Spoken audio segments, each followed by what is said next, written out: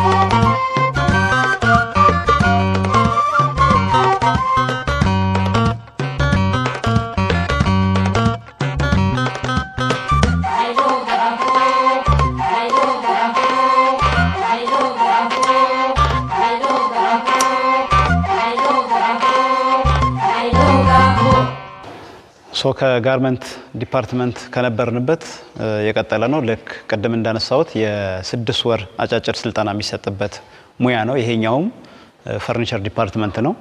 ከኋላ የምታያቸው የዚህ ስልጠና ክፍል አጫጭር ስልጠና ሰልጣኝ ናቸው። ምናልባት ድርጅቱ ያስቀመጣቸው ሚኒመም ክራይቴሪያዎች አሟልተው ተመርጠው ወደዚህኛው ስልጠና ክፍል በራሳቸው ምርጫ ገብተው እየሰለጠኑ የሚገኙ ናቸውና አሁን ኦልሞስት ከጀመሩ 1 ወር ከ15 ቀን ያህል ሆኗቸዋል። አሁን በምናየው ደረጃ ላይ የደረሱ ፕሮዳክቶች ወደ ማምረት ደረጃ የደረሱ ናቸው። ድርጅቱ ዳግም ለማንሳት ምናልባት ፍጹም ባህሩ መታሰቢያ ፋውንዴሽን የሚባለው ነው፣ ውጭ ሀገር የሚገኝ ድርጅት ነው። ድርጅቱ ለዚህም ስልጠና ክፍል መርጠው ለሚሰለጥኑ ተማሪዎችም በርቱ ማለት ፈልጋለሁ። ድርጅቱንም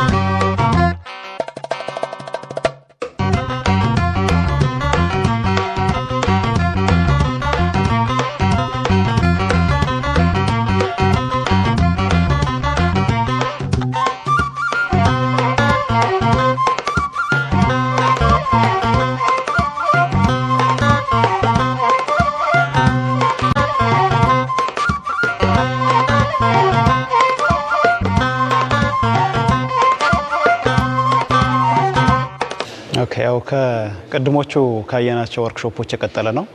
ከጋርመንት፣ ከፈርኒቸር፣ ከኤሌክትሮ ቴክኖሎጂ የቀጠለ ስልጠና ክፍል ነው ይሄኛው። ቅድም እንዳልኩት ያው ከጋበር በጎ አድራጎት ድርጅት ጋር በመተባበር የተገኘ ግብረሰናይ ድርጅት ነው። የፍጹም ባህሩ መታሰቢያ ፋውንዴሽን ነው ይሄኛው ስፖንሰር የሚያደርገው። ቅድም ባልኩት መጠን ያው ለእያንዳንዱ ተማሪ የሚከፍለው መጠነኛ 4000 ብር ያህል ብር አለው። ስልጠና ወደ 6 ወር የሚፈጅ ስልጠና ነው። ስለዚህ ስልጠናው እስኪጨርስ ድረስ ያሉ አሁን በመታወቂያው መልኩ የሚሰለጥኑ ተማሪዎች ክራይቴሪያው አሟልተው ተመርጠው ወደ አውቶ ዲፓርትመንት በመምረጣቸው ስልጠና ክፍሉ ጆይን አድርገው እየሰለጠኑ ያሉ ናቸው። ኦልሞስት 1 ወር ከ15 ቀን ከሌሎችም ተማሪ በተመሳሳይ ጊዜ ነው የጀመሩት። 1 ወር ከ15 ቀን ይሆናቸዋል። ቴንክ ዩ